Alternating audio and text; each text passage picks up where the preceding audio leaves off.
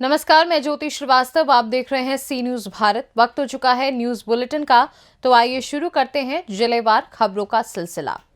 इस बुलेटिन में बात होगी दुमका की, जहां भाजपा कार्यालय रानीश्वर में मंडल अध्यक्ष रघुनाथ दत्त की अध्यक्षता में मिशन 2024 को लेकर विशेष बैठक आयोजित की गई।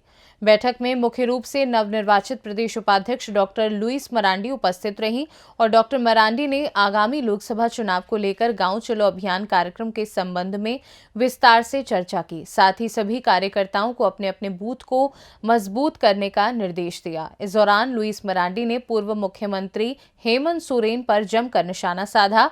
साथ ही अन्य कई मुद्दों पर विचार विमर्श किया। बैठक में मंडल अध्यक्ष रघुनाथ दत्त, निताई भंडारी, विमान सिंह, संतोष राउत, मृत्युंजय घोष, वचन बागती सहित अन्य लोग मौजूद रहे।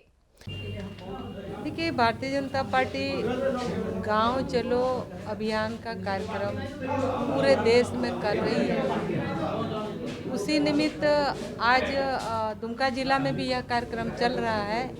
कार्यकर्ताओं ने आग्रह किया था कि थोड़ा आके समझा देने के लिए, तो इसीलिए हम आए और आज गांव चलो अभियान के विषय में हमने बताया है इनको कि उस अभियान के दरमियान हमें कौन कौन सा काम करना है।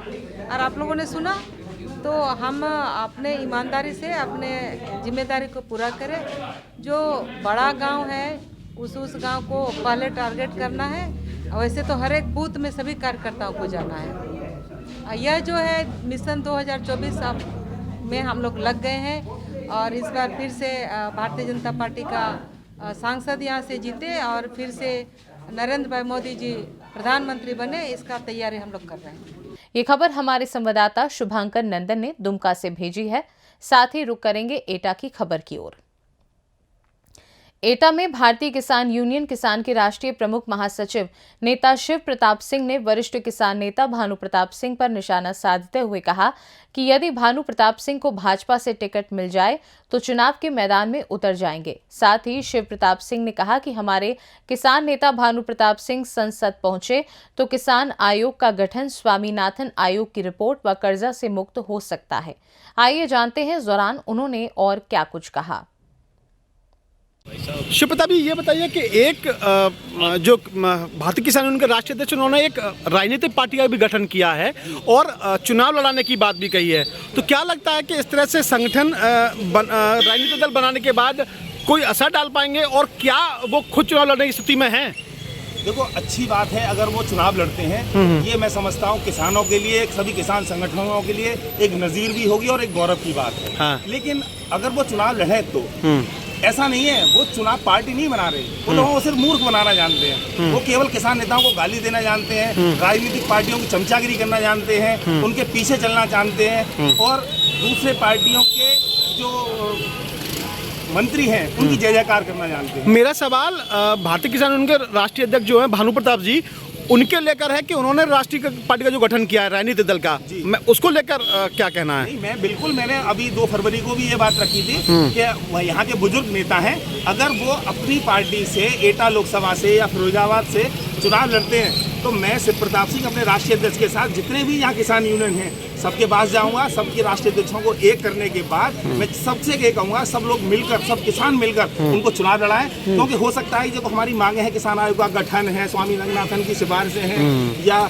जो कर्ज मुक्ति की मांग है, तो जब तक हमारा बीच में से कोई नेता निकल के और संसद नहीं पहुंचेगा तब तक किसानों की आवाज करना बुलंद थोड़ा मुश्किल है। इसलिए मैं चाहता हूं कि वो चुनाव लड़ें और जीत कर जाएंगे। क्या लगता है कि वो चुनाव लड़ेंगे? मुझे लगता नहीं है, क्योंकि उन्होंने हमेशा राजनीतिक पार्टियों के पीछे चलने का काम किया है। कल उनको भाजपा से टिकट दे तो वो कल चुनाव लड़ लेंगे, उनको कोई आपत्ति नहीं है। लेकिन समस्या ये है कि वो पार्टी का सिंबल दिखाकर केवल सत्ता के साथ, किसानों के साथ छल करके वो केवल अपनी राजनीतिक रोटी सेकना चाहते हैं, अपनी राजनीतिक भूख मिटाना चाहते हैं। इसके अलावा वो कुछ काम नहीं करेंगे। ये खबर हमारे संवाददाता लखन यादव ने एटा से भेजी है। आगे भी बात होगी एटा की खबर की। एटा में एटा महोत्सव मंच पर मिस एंड मिसेस प्रतियोगिता कार्यक्रम भव्य तरीके से आयोजित किया गया। कार्यक्रम में शहर की मिस एंड मिसेस ने रैंप पर चहलकदमी कर अपना जलवा बिखेरा। वहीं मंच पर विशिष्ट अतिथियों को शॉल और प्रतीक चिन्ह देकर सम्मानित किया गया। कार्यक्रम में 6 जजों के निर्णय से मिस एटा का चुनाव किया गया। वहीं मिस एटा का ताज अनुष्का शर्मा तो मिसेस एटा का ताज ईशा चौहान के सिर पर सजाया गया। दोनों मिस एंड मिसेस विजेताओं को आयोजिका अर्चना सक्सेना डॉली और चीफ गेस्ट विष्णु शर्मा ने ताज पहनाकर और ट्रॉफी के साथ प्रमाण पत्र देकर सम्मानित किया। इस अवसर पर एटा सांसद राजवीर सिंह की पत्नी प्रेमलता वर्मा, एसएसआर ग्रुप के चेयरमैन और प्रमुख समाजसेवी विष्णु शर्मा, एटा एसडीएम सदर भावना विमल, मारहरा विधायक पत्नी मधुबाला लोधी, एसआरआर के एमडी आशीष पाराशार सहित हजारों की संख्या में महिलाएं और लोग मौजूद रहे।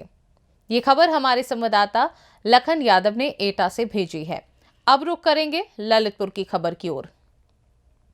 ललितपुर के ग्राम पंचायत दिदुनिया में स्वच्छ भारत अभियान को पलीता लगाया जा रहा है।